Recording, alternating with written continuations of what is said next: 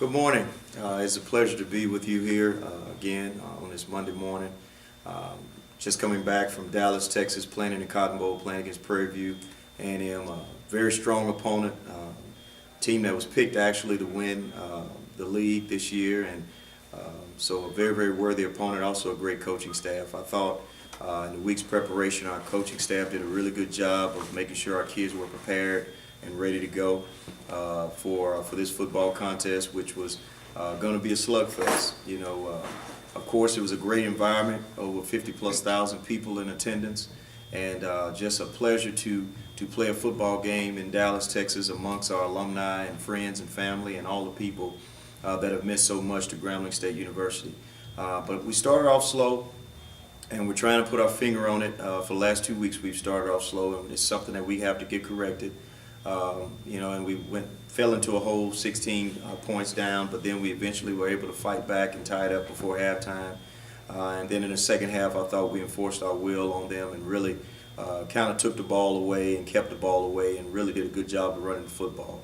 I think the mark of a good team is to find different ways to win, and every game has been different, and that's been a good tale for this season thus far. So they were trying to limit our passing game, so we had to lean on our running game with Justin Kelly and Martez Carter, and also our quarterback Devontae Kincaid.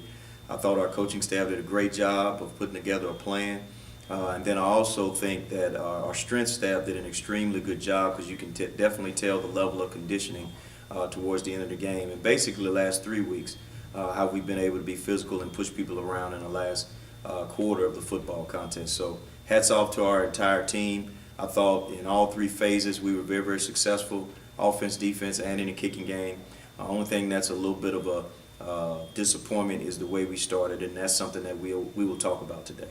Was there a sense of a need of urgency or panic when you went down 60-0, knowing that last year's score was really out of the box?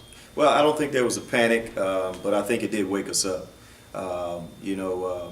For some reason, I don't get it. We've been coming out slow for the last couple of weeks, so we have to do a better job of coming out faster and playing with more passion early.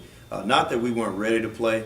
I just think sometimes, we get a little lull a little bit. So we have to start our games the right way and play that way consistently throughout. So that's something we'll address today. I'm sure you guys, would have traded it for a hot start early, but to be able to overcome that kind of a deficit, I'm sure the resiliency is a promising factor from that. Well, that's something that's never been a problem with these guys here. Even from my first day meeting our team, these kids have always been resilient. Great group of guys. Any type of negative situation that happens, they're able to come back from it. The concern is always, how do we handle success? And I think we're pretty much getting over that hump now, being able to handle success the right way. When things go well, being able to put that behind you just like something that negatively happened. So I'm very, very pleased with them, and they're very resilient. They never lost focus. All you could hear on the sideline was, all right, no more points. Let's not give up any more points. And they did it. For the last 3 quarters, they did a good job of keeping them out of the end zone, or even keeping them out of scoring range. Kind of just your general thoughts on the last couple of weeks. Jackson State, Alcorn, Prairie View, probably the top 3 teams. And you beat them all, and you're heading into a bye week, double bye week. Just what are your thoughts on the way you've been able to I don't want to say make a statement, but been able to play really well the last 3 weeks? I think the thing that stands out to me is the way in which we've won those 3 games.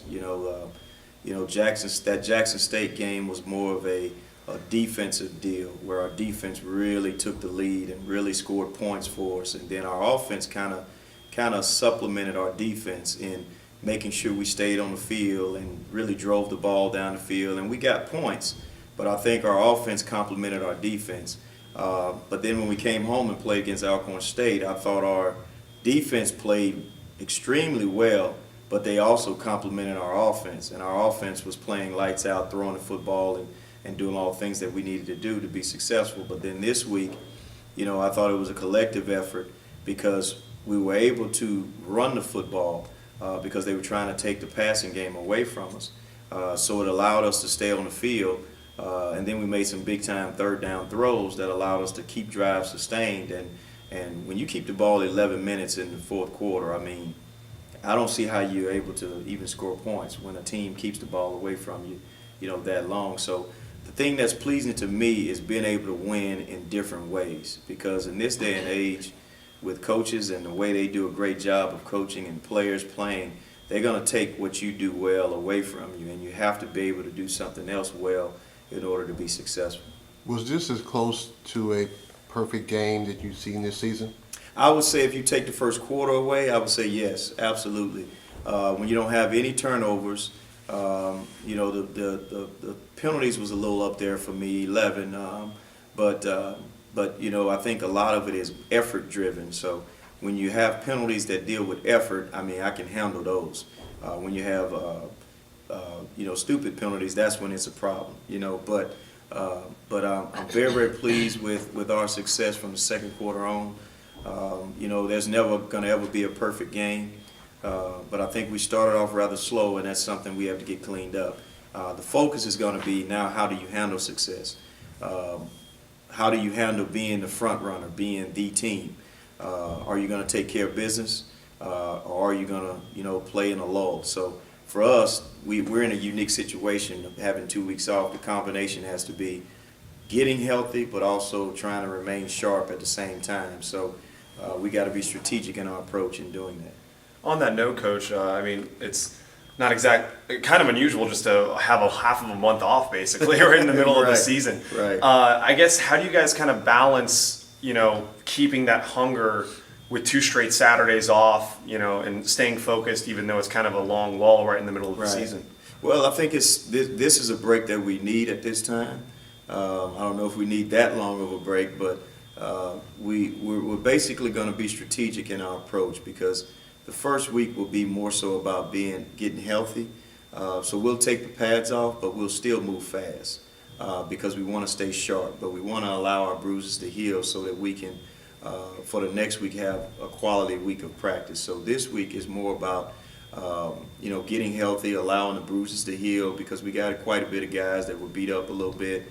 Still can play if we had to play Saturday, but you can't practice effectively unless you're really feeling good. So we want to make sure that we take the pads off this week, but continue to practice at a certain speed, so that we can keep our rhythm. And then once we get into next week, we'll get back to putting on our shoulder pads and kind of thudding up a little bit, and not really being physical and hitting and taking people to the ground, but really practicing the way that we normally practice. And then the third week, which is the week of the game, will be more of a preparation week, for our opponent, which will be Mississippi Valley State. Is there any concern maybe for some of the players, just kind of, it'd be easy to get a little complacent, being off for that long of a time? Is there any concern for maybe a little bit of a mental lull with some of the players? Well, there's always a concern, and that's my job. My job is to drive the car. Their job is to keep running. If it's going too slow, I have to push on the gas pedal a little bit. If we're going too fast, I have to slow it down. If the steering wheel veers off to the left, I have to pull it back. So that's my job, to make sure that I keep them where they need to be as a football team. So their job is to just continue to police themselves and keep themselves going, so as the engine. So that's our focus. Everyone has a job on this team. Offensive staff knows what they're doing. Our defensive staff knows what they're doing. Special teams know what they're doing, and even our strength staff. So we have a very, very strong staff, and I think that's probably a unique thing, when it comes to what we're doing is, everyone knows what they're doing, and everybody is a head coach in their own right. Which players specifically are you most looking forward to getting healthy during these next several weeks? There are a number of them. They finished the game. Darius Christmas is kind of beat up. Verlin Hunter, he had a little bit of a knee injury, but he'll be fine. And Martez had a hand injury, but he finished the game. But if not that, just the grind of going through August the 3rd all the way up until now. We hadn't had a week off. We've had a weekend off. But we haven't had a what you would call a week off. So it's been a long time. You're talking about 2 straight months. So this is something that's definitely needed, but we got to be smart about it because we got to remain sharp also. Have you ever dealt with this during your coaching this much time off, and do you kind of almost treat the first 2 weeks of it as like maybe like a spring practice or training camp where you're not really doing too much, you're kind of just easing yourself in? Yeah, well, I think this first week will be more about, healing and staying sharp. So what I mean by healing is not hitting, taking the pads off, keeping the helmet on but taking the pads off, but also moving fast. So you're still doing things quickly and you're still being sharp with your approach. Next week will be more of an open week for us. It'll be more of, going back to the fundamentals, and we'll do fundamentals this week also.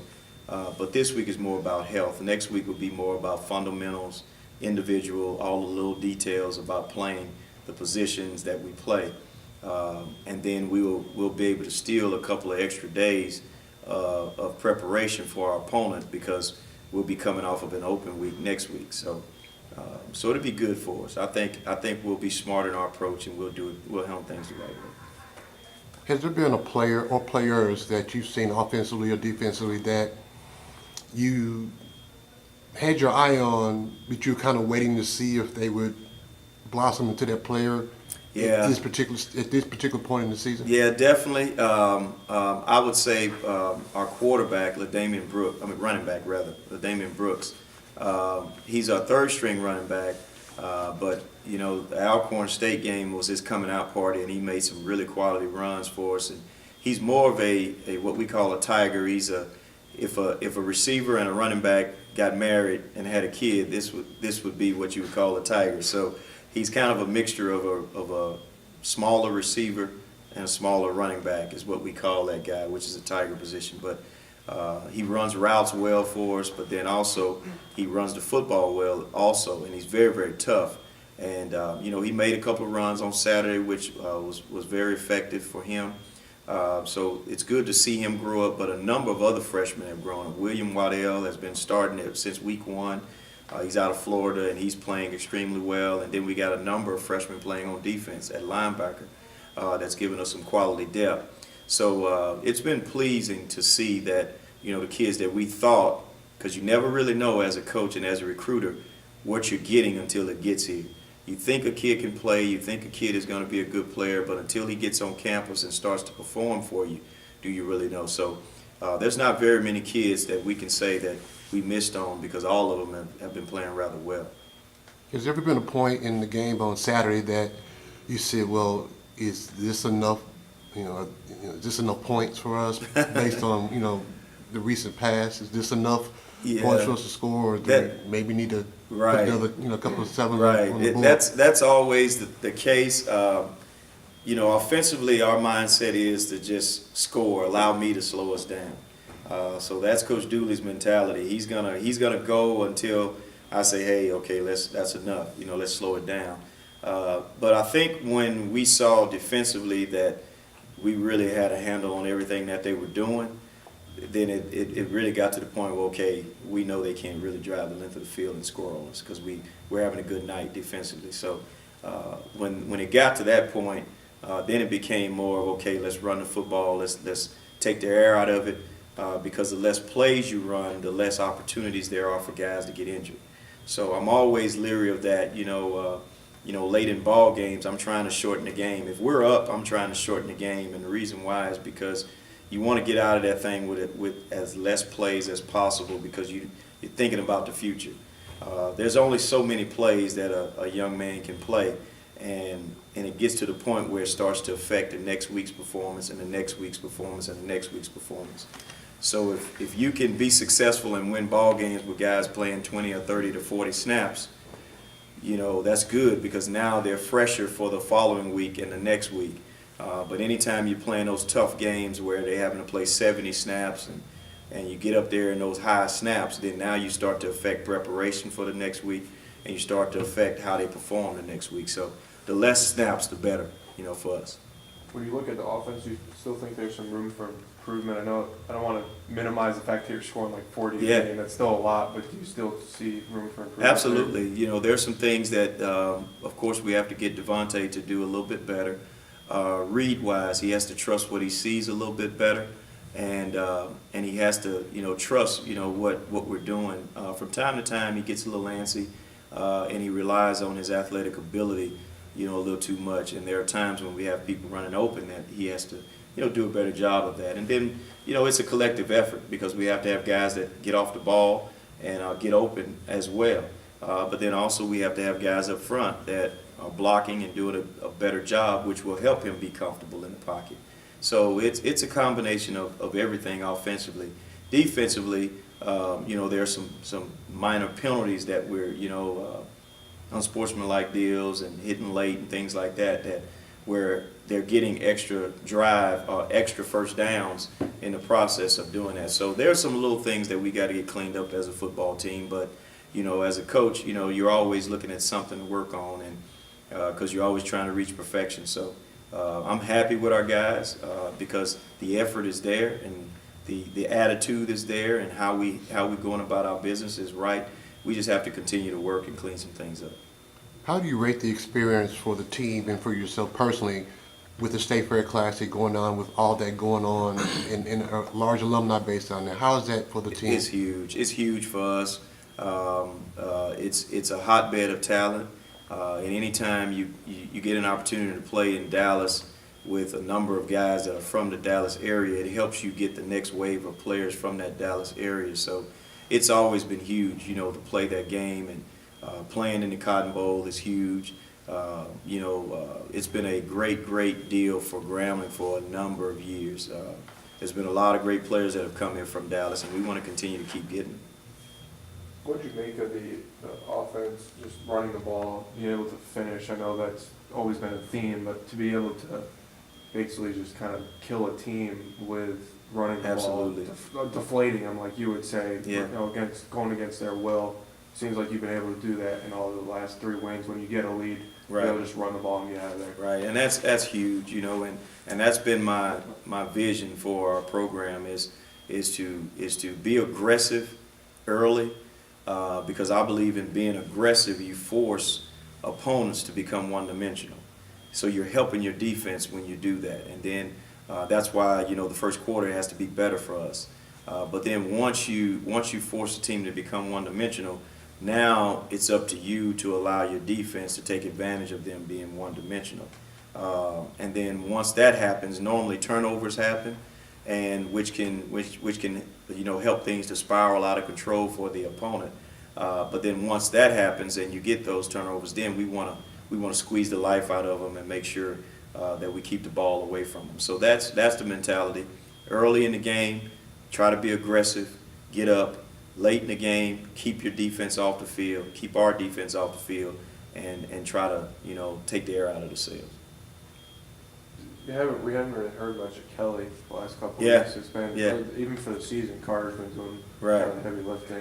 Yeah. Were you pleased to see that Kelly was able to come in there and Absolutely. be kind of that grinder? Absolutely, but I think it has more to do with our opponents. Different opponents take away different things, and they tried to take away and nullify our passing game with Chad Williams and Verlin Hunter and those guys. And you have to give up something. You can't you stop everything. And if we're on our game and playing well, if you stop one thing, we should be able to do something else. And I was pleased to know that we were able to do that. And then your FBS guys, Kincaid, Derek Dixon, Yes. Winston, I guess the 3 guys that have Yes. played the most. Mhm. What are your thoughts on them through 4 or 5 games?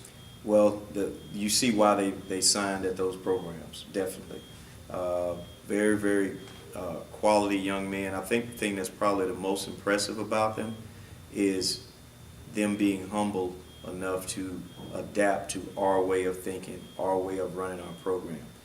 Sometimes it's very hard, when you're that guy and you've been at those type of programs. You tend to stick your chest out a little bit, and you want the program to change for you. But they have done a tremendous job of becoming team players and falling in line with what we want to do more so than us changing for them. And that was the question, from the beginning. Hey, if you want to be a part of us, then you're going to have to change with us. If you want to be a part of what you're used to, then this is not the place for you. So they've done a good job of adapting, and you know, they've been very instrumental in our success this season.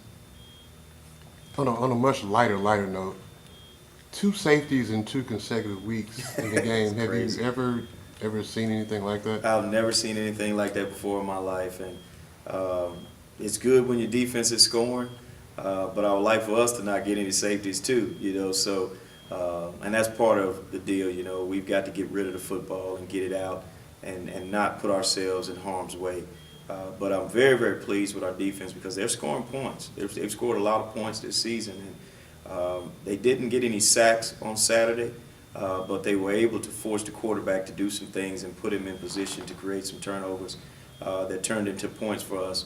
And just looking at the stats, you know, 26 points off the turnovers is huge.